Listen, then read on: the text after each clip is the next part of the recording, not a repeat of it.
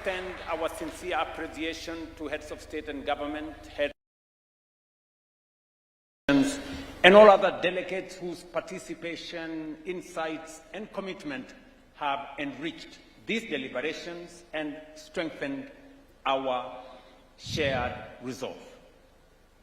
We leave this summit with a shared understanding that Africa cannot continue to occupy the margins of global financial system while carrying some of the greatest economic potential anywhere in the world. The current global financial architecture continues to impose very high borrowing costs on African economies, constraining development financing, and limiting the ability of our nations to invest at scale for required transformation. Africa, therefore, must have a stronger voice in shaping the rules that govern global finance, trade, technology, and development, because the future of the global economy will increasingly be shaped by Africa's people, Africa's markets, Africa's energy potential, Africa's minerals, Africa's innovation, and Africa's ideas. And this summit has made one thing unmistakably clear. Africa is not approaching the future with hesitation. Africa is approaching the future with ambition. We have seen very strong commitments on energy transition and green industrialization because we understand that no country can industrialize in the dark. We have advanced discussions on digital infrastructure, artificial intelligence, and innovation because Africa must enter the AI age, not only as a consumer of technology, but as a developer of technology. We have strengthened partnerships around food systems, manufacturing, healthcare, and the blue economy because Africa must create value from its own resources and expand opportunity for its own people. Above all, this summit has affirmed a new model of engagement between Africa and its partners. Not a relationship based on dependency, not a relationship defined by extraction, but a relationship grounded in mutual respect, co-investment, shared prosperity, and sovereign equality. Kenya is proud to have co-hosted this important conversation here in Nairobi, and we thank all heads of state and government, business leaders, development and partners who have contributed to its success. But the true significance of this summit is not measured by the strength of our speeches. It will be measured by the strength of our delivery. The task before us now is to turn every commitment into capital, dialogue into implementation, and ambition into tangible progress for the people of Africa. Because Africa is not waiting to be invited into the future. Africa is building that future right now with our friends. And from Nairobi, we send a very clear message to the world. Africa is ready to lead, ready to partner, and ready to shape a more balanced and a more prosperous global future. President Macron, from Nairobi, and from me, on behalf of the people of Kenya, I want to say thank you very much for all the discussions we had, the commitments we had on projects and programs ranging from nuclear energy to infrastructure development, all the way to our education facilities at the Nairobi University and all the other four universities. On behalf of the government and people of Kenya, I want to say you have truly demonstrated the value of friendship. Thank you very much from all of us, our best wishes. Allow me now to ask my brother to make his closing remarks.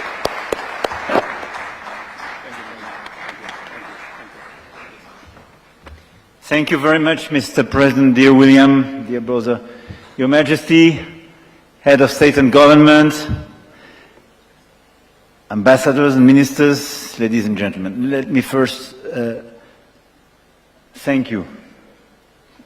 Thank you very much, Mr. President, dear William, for not just hosting this summit we co-chaired. This is a big honor for us. But for having created a special, I would say a special taste and a special atmosphere for this summit. I think everybody clearly felt during these few days what being welcomed in Kenya could mean. Nobody had the feeling to be a foreigner here or to be welcomed by you. Everybody had the feeling to be at home and to work collectively. Thanks to you, your perfect organization and the spirit you had from the very beginning. So thank you very much. Thank you. Thank you, my friend. Permettez-moi de passer en français. Désormais, en effet, je veux vraiment remercier le président Ruto pour la parfaite organisation de ce sommet. Nous avions 35 chefs d'État et de gouvernement, plusieurs ministres, des délégations d'organisations régionales, d'institutions financières, au total plus d'une cinquantaine. Et hier encore, nous étions plus de 6000 avec les chefs d'entreprise.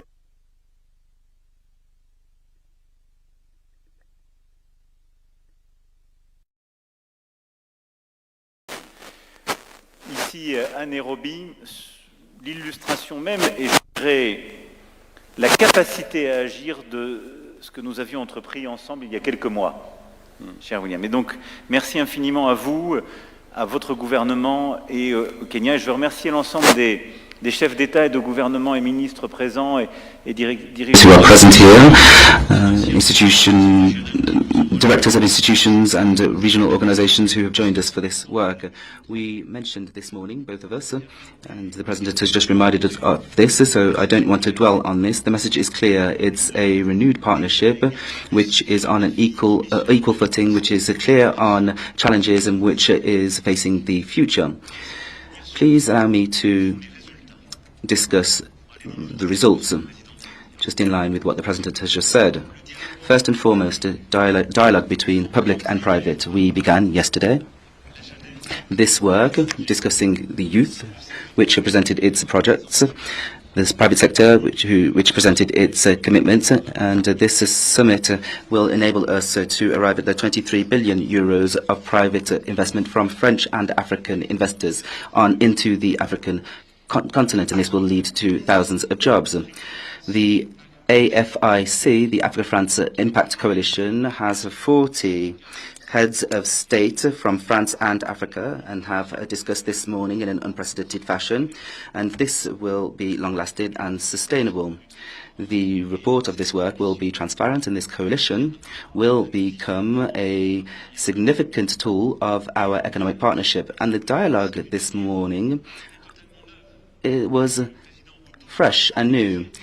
President Ruto spoke to captains of industry and asked what would be required in order to do more. We saw our friend, the President of Zambia, who explained clearly the strategy he has on energy vis-à-vis directors so that they invest in his country. That is the meaning of this renewed partnerships. So we're going to implement everything that we have mentioned so that we can share risk and so that we can have considerable projects that will move forward in the field of energy, in terms of electricity grids, renewable energy, something which affects all of the countries who are present here today. Now, as it relates to the reform of the international financial architecture, we had a session which enabled us to move forward with the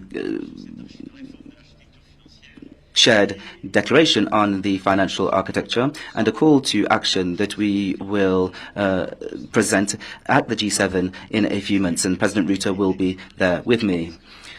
So this must be led by captains of industry and leaders. We must work on geopolitical instability. We also need to ensure that we harness raw materials on the African continent. I think that all of the heads of state and government are aware of this. We need to lay the foundations of a shared response. So we need to ensure that there is greater responsibility of global economies to correct global imbalances. We must also affirm a strong ambition in a declaration and action plan, and to build an African structure which is more integrated, more effective and more sovereign. This requires a change in methodology. We must also trust African stakeholders, strengthen the existing instruments and better coordinate them. In this respect, we have given a mandate to the African Development Bank to be the key stakeholder of this architecture and to develop based on an existing instrument whose headquarters is here in Nairobi, ATD, to ensure that we have an instrument which provides financial guarantees to enable investors right across the globe, African and non-African, to invest further in the continent. On this point, as I said, France will provide capital to ATD, and we will engage together so that within the African Development Bank, all African states who aren't around the table today will join us, and then together we will discuss this with the great economies of the world during G7 to bring about guarantees. As it relates to peace and security, we have a joint document, a final declaration, and we affirmed something that has been forgotten for too long. African solutions must be at the heart of African crises. The tools exist. We have regional frameworks, and we must support these fully. France will step up to the plate and will be a solid partner, and we will reaffirm our determination for sustainable political solutions in the Great Lakes region and in Sudan, because there is no development without stability. Our declaration reaffirmed that cannot be sustainable peace in Africa without the absolute respect of sovereignty. We must do away with external interference, and we must do away with the privatization of security. And we also have collectively mobilized, and this is in our declaration, there is support for all members. Thank you to the Prime Minister that raised this around the table earlier on, so that we may support this initiative which seeks to do away with the abusive use of the veto at the UN Security Council. These are strong initiatives, and this message, I will take it to the headquarters of the African Union, where I will have a bilateral meeting with the President of the African Union Commission and the Secretary General of the United Nations, so that we may continue to support the Nairobi Declaration. Finally, several roundtables were organized on sectoral initiatives, which have all built balanced and useful partnerships to strengthen the sovereignty of Africa. We have the creation of a financial vehicle which seeks to mobilize private investors, and this has been approved. We announced the launch of the Farm Plus initiative with PACO, which will carry out actions which are in line with the factors mentioned by the heads of state and government this morning. We need to support stakeholders so that we can ensure that we have more resilient agriculture, so that we can continue to innovate. We have the FASA fund, which is a multi-donor fund, and France will join this fund along with other French companies. In terms of the blue economy, we will support the development of a strategic sector with investments, infrastructure, training, upskilling. Many financial stakeholders announced their commitment to this, and there will also be a partnership among a number of countries and the National Maritime School. In terms of AI, we laid the foundations of a partnership between Africa and France to mobilize the potential of African countries to strengthen internet access with a number of projects, in particular projects, submarine projects that will link Africa to Europe, with innovation projects, with seed funds, with the creation of a network of Africa Forward AI clusters that will enable any African countries who wish to do so to develop AI that is sovereign, in line with what we mentioned with the President yesterday as it relates to youth. We have also collectively supported a grant program, a high-level grant program that will enable exchanges between African talent in France and French citizens in Africa. Finally, on health, the roundtables have enabled the launch of a number of initiatives, such as initiatives to support local production, Africa Initiative for Medical Access and Manufacturing, AIM 2030 of the World Bank, which will double local production on African soil by 2030. There are existing projects that we have begun to support that have been developed in South Africa, Kenya, in Rwanda, Egypt, Morocco, Senegal, Ghana, just to name a few. Technology transfer projects to ensure end-to-end production and technology transfer for vaccines, where the Institut Pasteur will work with the Institut Pasteur in Dakar. And this will lead to concrete results so that we can build resilient health systems with investment in local production and training in a number of countries with national platforms launched by a number of you here. Now, all of this will be detailed in the deliverables that will be published this evening on the website and which will be presented by the Africa Forward Summit Board. In all fields, since yesterday, in absolutely all of these domains, we have already achieved concrete results, concrete mobilizations that have been signed throughout this summit and that we will continue to pursue. This is an essential milestone in the construction of new relationships between France and Africa. Africa is an immense continent. President, you gave us the figures to demonstrate this earlier on.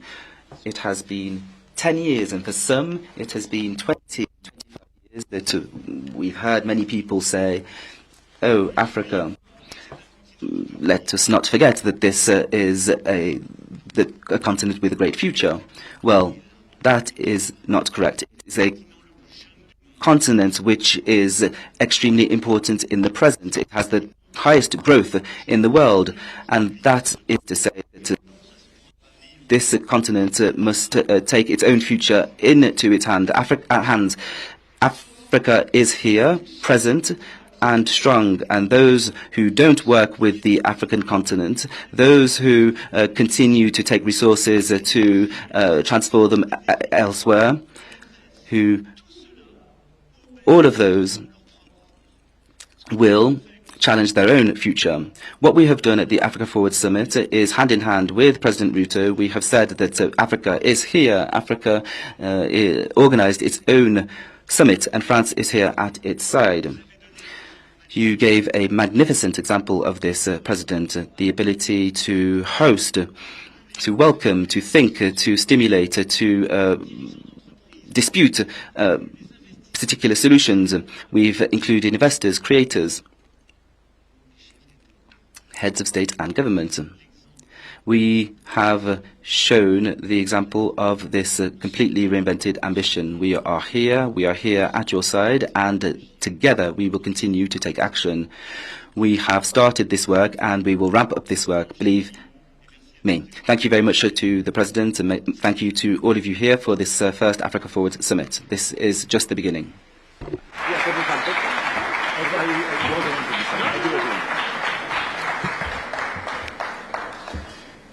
Yes, I'm informed that... L'on vient de me dire qu'il fallait passer un contrôle à présent. We can pass. Yes, Your Excellencies, we have 3 questions. Let's have the 3 questions from Gloria, Sophie, and Tendaisha Chitima. I propose that we have them back to back so that you can answer them after that. Kindly, let's have the questions.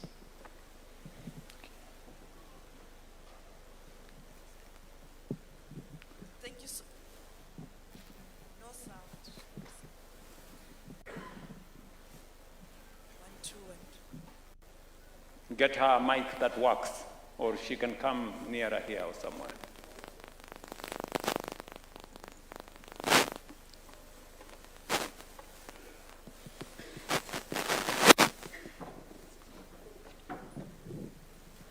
Thank you so much, President Macron and President Ruto. My name is Sophie Mkwena from the South African Broadcasting Corporation. My question is that there's a perception out there, particularly from the Africans on the continent, that the continent was shortchanged during colonialism, and we are likely going to do the same, see the same. Can you kindly assure Africans on the continent that this time around this will not be the case? Thank you very much. Thank you very much.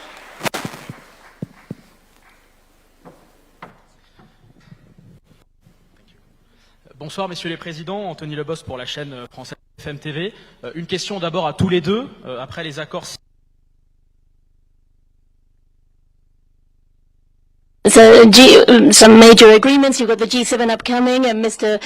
Ruto, you will be representing Africa there. Question, what progress, tangible progress has been made?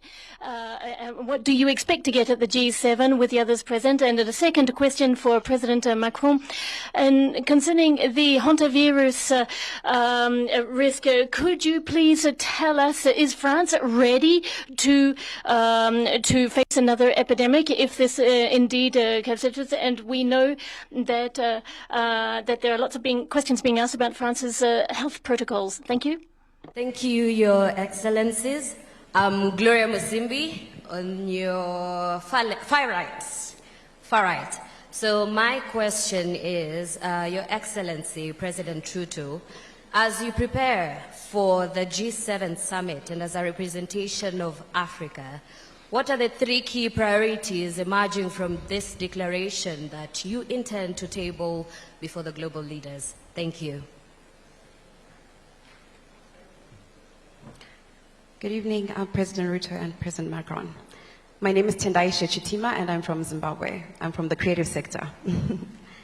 As we conclude the Africa Forward Summit, I would like to know what you think is the most important issue right now for humanity. What do you believe is our greatest responsibility? Thank you. Thank you very much. Let me begin with a question from Sophie. Sophie, I think, from SABC. And yes, this continent was a victim of brutal colonialism, all the way to slave trade, exploitation, and everything in between. The African Union led in the charge for independence. We now have 54 independent states. You have asked us what assurance we can get that this will not be repeated again. I can tell you without fear of any contradiction that we do not need any assurance from anybody. We will do it ourselves. We will not allow ourselves again, as leaders from this continent, we will take charge of our own destiny.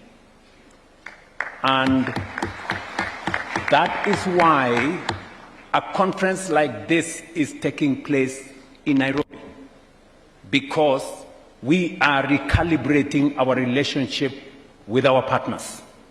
And we have been absolutely clear that this is a relationship of equals. At the heart of this relationship is sovereign equality. At the heart of this relationship is not extraction, is not exploitation. It is investment for mutual benefit. And we are not entitled. We are not asking, to be favored. No. We are asking that we know we have responsibilities. We also know that Others have responsibilities. And the reason why we had a candid conversation this afternoon, even amongst ourselves as Africans, there are things we can do for ourselves. The challenge is when you go and seek for help for things you can do for yourself. We cannot continue that way. And we are saying we are up to the task. Let me give you an example. We had a candid conversation this afternoon that while we go and look for financing our projects using other people's money, we have money in Africa. We have $4 trillion of savings in our pension funds, in our insurance companies, in our reinsurance companies, and yet we are not using that money to fund our own development. The first thing we need to do, and we have agreed with Africa Development Bank, we have agreed with Afri-Exim, we have agreed with Trade Development Bank, Africa Finance Corporation, that before we go and look for money from other people, we must structure our own DFIs to unlock these $4 trillion of our own resources to finance our development. So, we will not allow ourselves to be exploited again, because we know what we must do. And what we are saying is we don't want to also blame others for our own mistakes. President Kagame told us today that nobody owes us development. We owe it to our own selves. So we mustn't look for favors where we can do it ourselves. Secondly, Aliko Dangote told us today that our own private sector in this continent must first and foremost invest in our continent before we go looking for other investors from elsewhere. Yeah. The question people ask, if our own private sector does not have the confidence to invest in our continent, why would private sector from elsewhere have the confidence? Yeah. If we are not ready to mobilize our own resources here in Africa, resources that are available to us in pension funds, in insurance companies, why would anybody else use their savings to finance our own development? So first things first, we must take the lead as Africans, as policymakers, as private sector leaders in taking charge of our own development. Any other support we get from friends like Macron and other people will be secondary. To answer your question, we will not allow ourselves again to be slaves of anybody. We are going to take charge of our own future. Number two, somebody has asked tangible progress. What tangible progress have we achieved here? And how are we going to approach the G7? Let me say the following, that we have agreed on three fundamental things. We've agreed, number one, is we must develop an innovative mechanism of raising resources at scale, at speed, for our own development, and it starts with us. All we will be asking at the G7, in fact, we will not be asking for money from the G7. What are we asking from the G7? We are asking them to put in call-up capital. We are asking them to put in guarantee, not money. We will use our own institutions to mobilize resources to undertake our own infrastructure development. That's what we'll be going to the G7 to do. Simple. You know, in the past, we've been going to ask for aid and loans and things and more. We are saying there are things we can do by ourselves. Number two, we will be having a conversation as an outcome of this meeting on our human capital dividend. Our young people, the people of this continent, are the greatest asset that we have. They will form the workforce of the future, they will form the market of the future, and they will drive innovation, creativity, artificial intelligence, and technology. So we have one of the biggest assets. What we have agreed is, how do we make that, how do we build the capacity for that asset? Through education, through training, making sure they have access to the internet, making sure that they have access to technology. The rest, the young people of this continent can do it for us and for the globe. And finally, we have agreed on energy transition.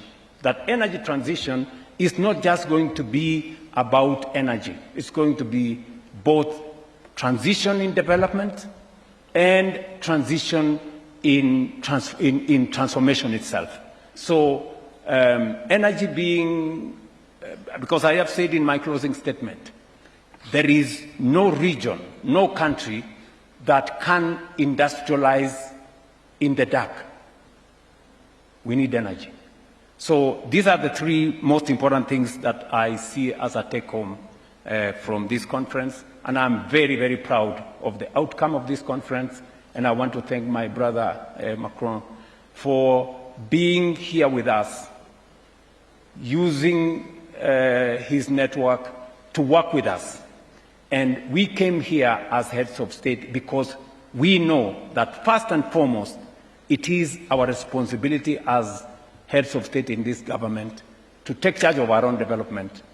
My good brother is here as a friend, and we can only leverage on his friendship to be able to get to others so that we can fashion one trajectory for development together.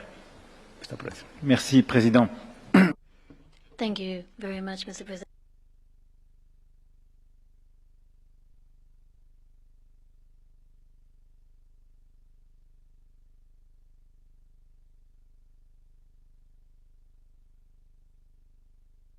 Really important to have a representative of the African continent there at the G7 when we're talking about international crises to solve, because Africa suffers from these crises as much as anyone else, and too often Africa is left out of these international discussions.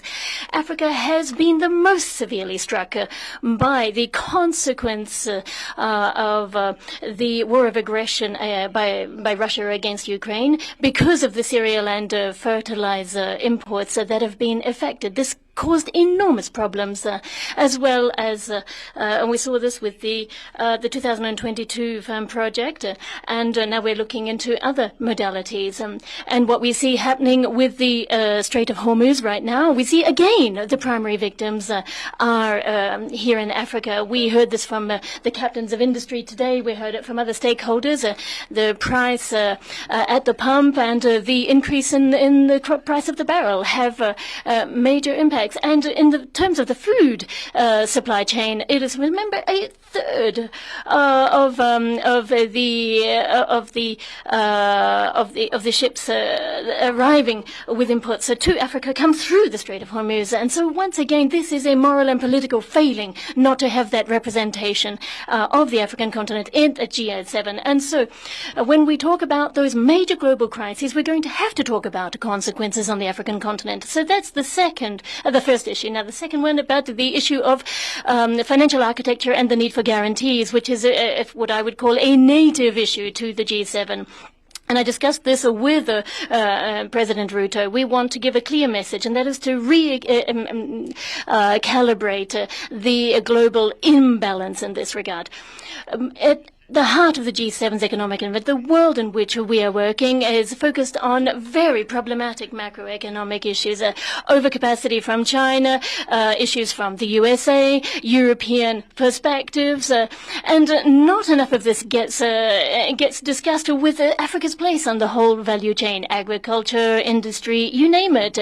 If developed economies do not adhere to that agenda, and that's the first thing, we've got to get them to respect the rules.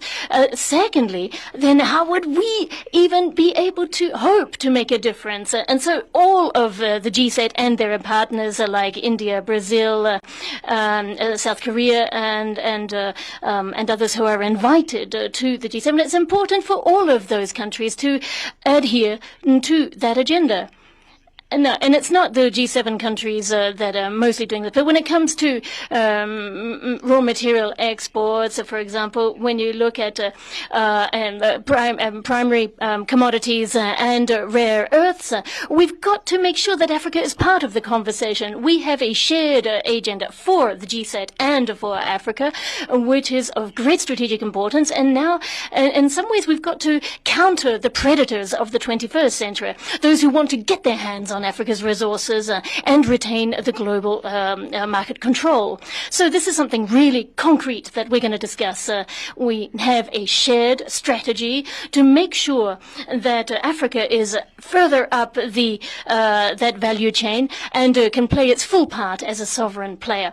And so that's why we're going to the G7 together, and also because we want to have maximum support among the G7 members for this mechanism for guaranteeing guarantees that we want to expand across the continent. There are some guarantees that already exist that would cover primary losses, and some member states based in the region are already part of that. We've got the African Development Bank, who comes off with one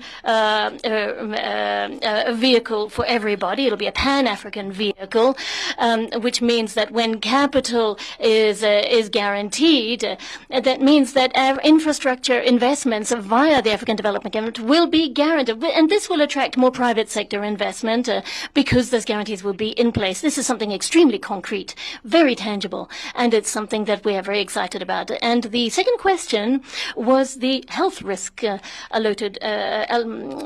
associated with the hantavirus, and I was discussing this with the Prime Minister when the first cases appeared, and obviously we've seen an acceleration of events over the weekend, and the Prime Minister and the government have taken the right decision. The Minister of Health has said at several times the best experts have been consulted, as we always do when it comes to making decisions like this. And France has a very rigorous case tracing protocol, and it takes into consideration all of the scientific data that we have concerning the incubation period and the initial stages of infection.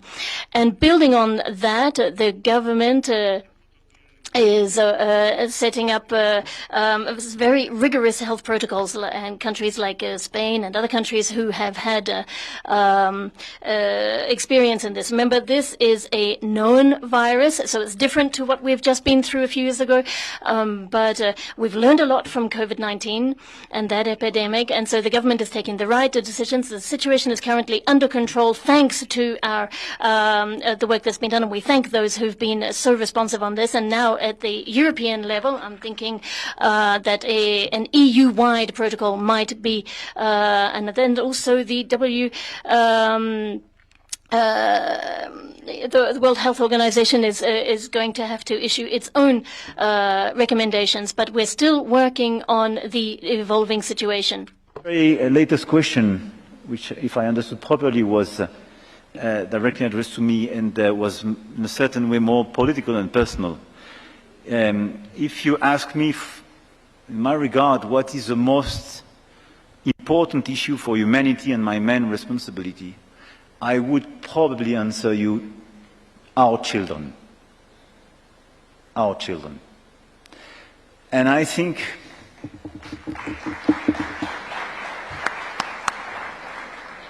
because we can take a lot of decisions.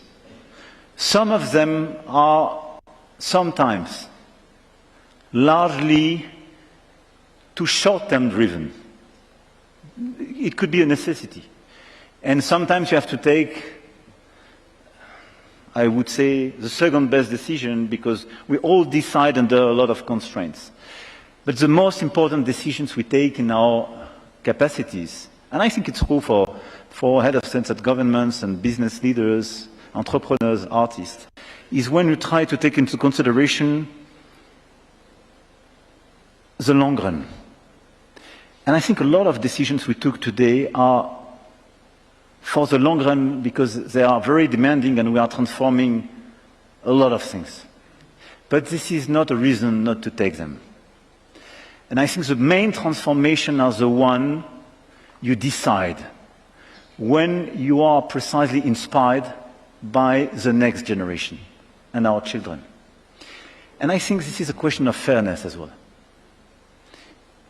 Because the only one not to be present in this room are our children or the children to be born. And this is why they are the one to inspire us. And they are the one that we have to take into consideration in our decisions because they are not yet around the table. And this is why when we speak about education and health, economic opportunities, Africa's opportunities, when we speak about peace, when we speak about as well how to protect children and teenagers against inappropriate content, especially in the digital environment, we are doing the most important things. So my main responsibility is to do my best for our children.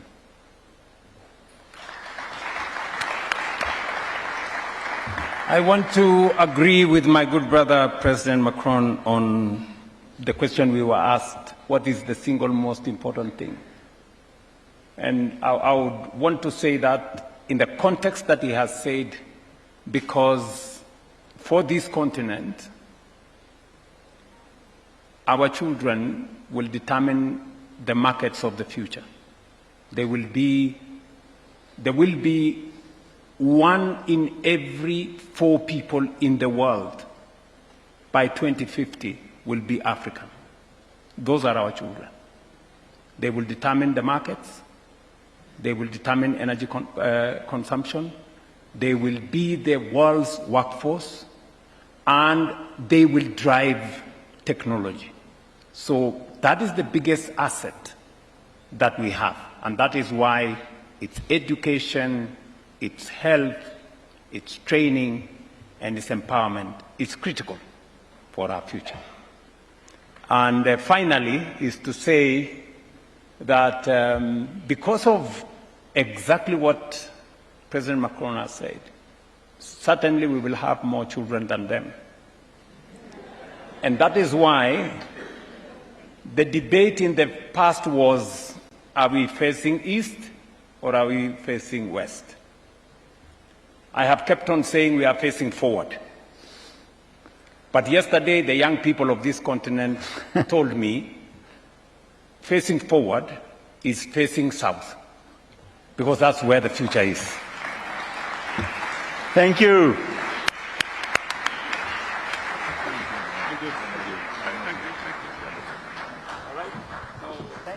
I request that we now be upstanding. Can we give another warm clap to the chairs of the Africa Forward Summit?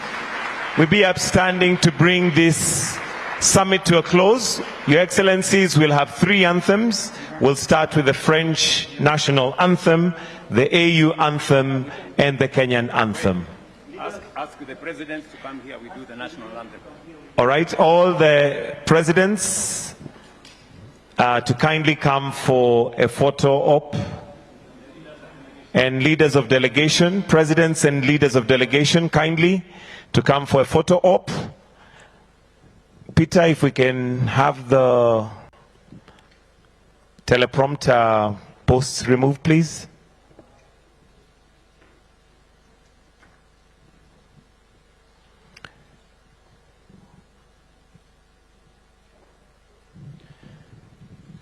Just a minute or two for us to remove those posts so that we have a clear picture. So heads of delegation and heads of state.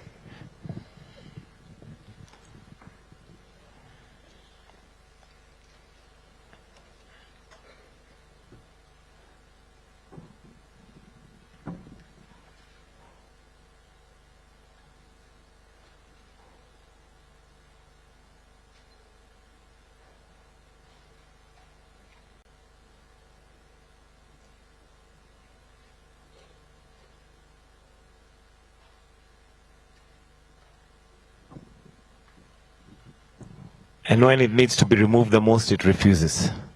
But there you go, it's now done.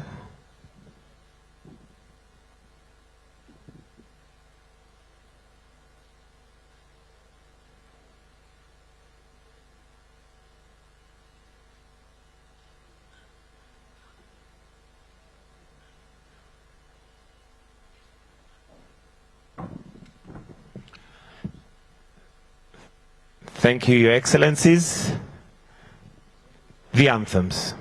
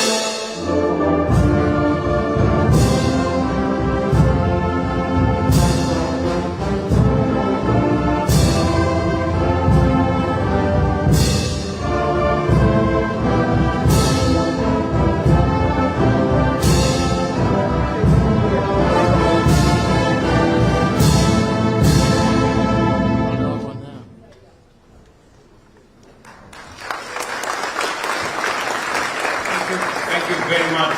President Macron tells me the highlight of this summit is not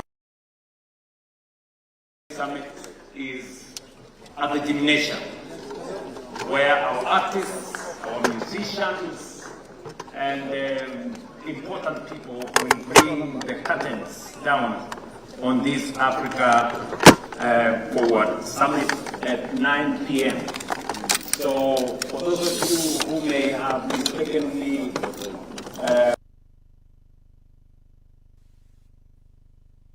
is somewhere else. The closing ceremony is somewhere else. So welcome to Kasarani at the gymnasium. There is space for about 6,000 people, so you're most welcome. Let us allow the Excellencies to